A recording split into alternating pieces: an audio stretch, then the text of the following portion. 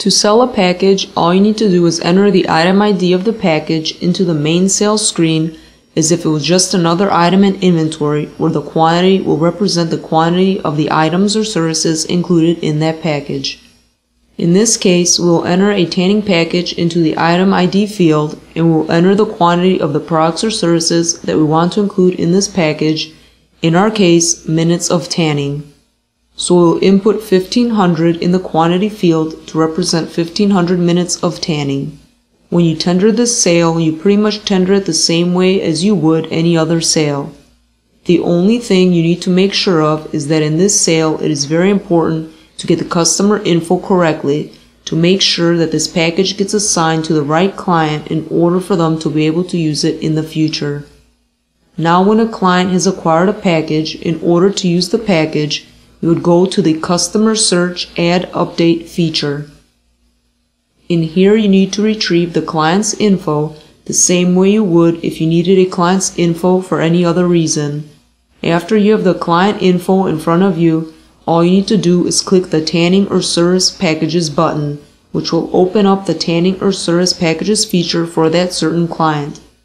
In here you can see all of the packages that the client has acquired, their expiration date if any, the included products or services in the package, their total quantity as well as used and remaining quantity. In this example, we will assume that the client is using 30 minutes of their tanning package, so we will select 30 for quantity. We will select the service or product we want to use from the package and add it to the list below by clicking the Add button. When we are done selecting all the products and services that we will use at the moment, including the correct quantity, simply click the Use From Package button. As you can see, the service that we used from the package, including its correct quantity, is placed on the sales screen as if we are to sell it to the client. However, it has a price of 0. This is in order to make a record of the client's use of their service in the system, and also in order for the client to get a receipt if you wish to give a receipt for every usage instance of a package. You tender this virtual sale as you would any other sale, with the exceptions of not collecting any funds from the client because the sale is in the amount of 0, and the customer ID screen at sale time will be pre-filled with the correct client info, so to eliminate mistakes in assigning who used the package.